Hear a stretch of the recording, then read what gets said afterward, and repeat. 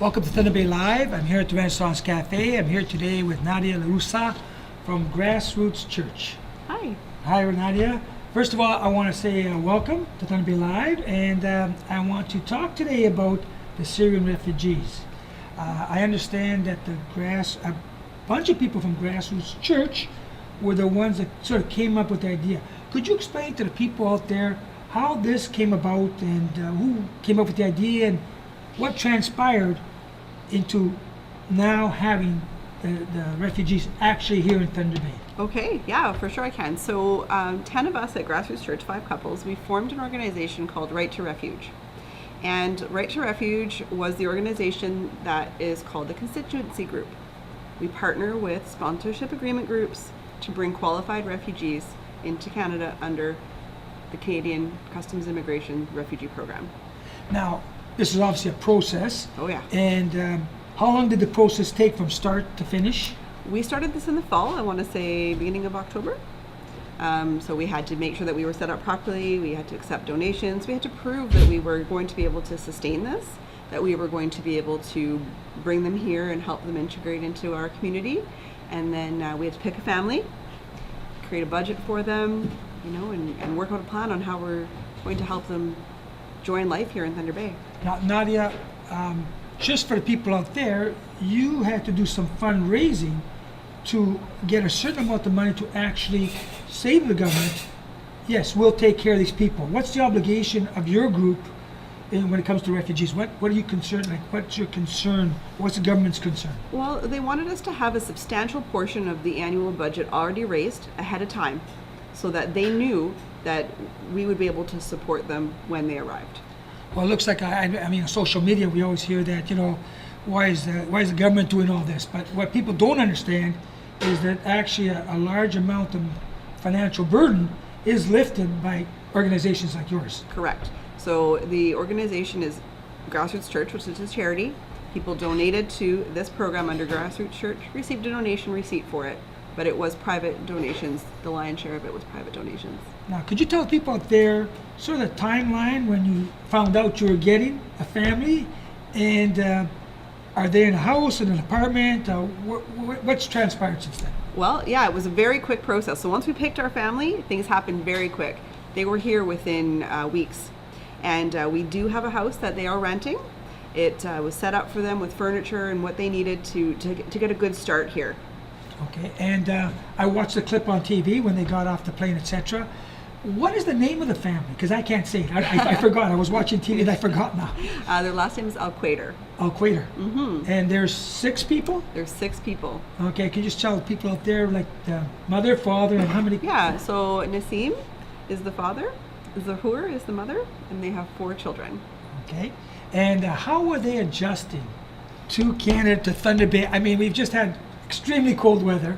They must have come from a warm country, and it's a Muslim country they came from. You're a Christian organization. Could you talk a little bit about that, what that means? Well, for us, Right to Refuge, regardless of race, class, religion, we believe that every person is entitled to safety and freedom. So that never came into the equation for us, the religion piece.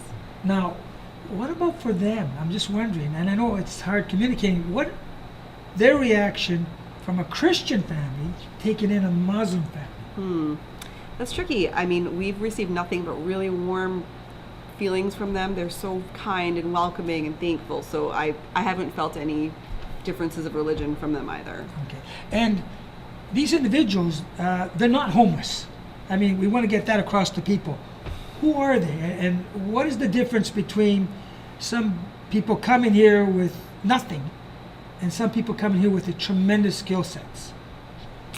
Well, I mean, we're just learning about our family right now and the depth of their skill sets, but no, they're not homeless. They came from what we understand to be a situation like what we would equate to a middle class here in Thunder Bay. And we want them to be successful. We don't want them to be, poor and suffering while they're here. We want them to come here, be able to use their skills, to be able to get employment, to be able to sustain life like we do. Now, the father, the husband, does he have a particular skill set? Does he Yeah, I mean, again, we're just learning a little bit about them. But yes, he does. He has a trade, I believe, and he works in construction or maybe concrete. I don't know the details. It's hard with the language barrier, right? So yeah. And speaking of the language barrier, we do have a Syrian translator in Thunder Bay. We do. Several. Mm-hmm. Okay, and how's that working out? Because they're not always there available. They're not. For things that are critical, we do have a translator. We book that and make sure, like for doctors and dentist appointments, that the translator is there. The rest of the time, we use Google Translate and a lot of smiles and some hand gestures and just warm love, right? So that's been getting across both ways. I'm just thinking Google Translate, I think I've used it a few times. I got myself in a lot of trouble. Well, yeah, what we learned is you have to be very simple and just use one verb at a time. Okay.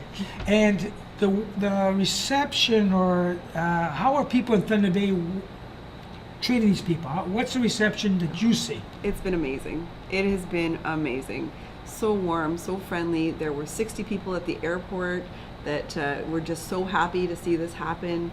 I mean, this is Thunder Bay. This is where we both live, right? So we know our people here are fantastic.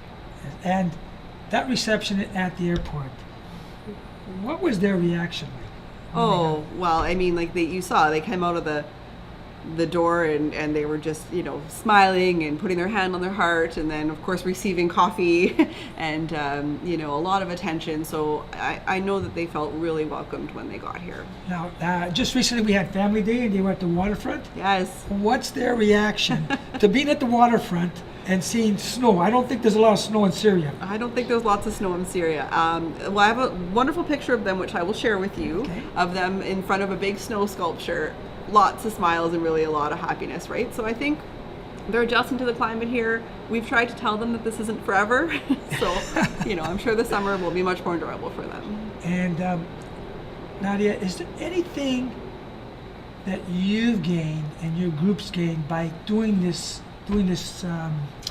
fantastic project of bringing the people, refugees here? Is there anything that you've gained and gotten from all this? Our group has been really diligent from the beginning. All of us have been really committed to this. As for the why for me and what's happened for me since then, I've realized that I can't solve the whole problem, but if I can help one family at a time, that's enough. That's doing something. Well, you're doing a lot more than a lot of other people are, that's for sure, and certainly appreciate it. Is there anything someone out there could do to help this family or to help Grassroots in their project or other projects? Yeah, so on our website we have a really comprehensive list of what is still needed. So you can go to write2refuge.org, click on donate, and you can donate money, you can donate items, and you can donate time. So you can help out in the way that you want to. And we will have that website up on our site. Thank you. Nadia, I want to thank you very much. I want to thank Grassroots Church, obviously, for doing a fantastic job. For us, anytime we take refugees or people from other countries, it enriches us. And I've always learned that diversity around the table gets the best results. So on behalf of the city, and on behalf of myself and Thunder Bay Live, I want to thank you and your organization. Thank you. And hopefully sometime in the future, when they're ready, the Syrians people are ready, they can come in, maybe we have a chat to interpret, I'm sure. They won't learn that quick. And the people of Thunder Bay will get to know them a little better. Be lovely. Thank you. Thank you, Nadia. Thunder Bay Live, we're here at the Renaissance Cafe. Stay tuned for other episodes on very interesting subjects in Thunder Bay. Take care.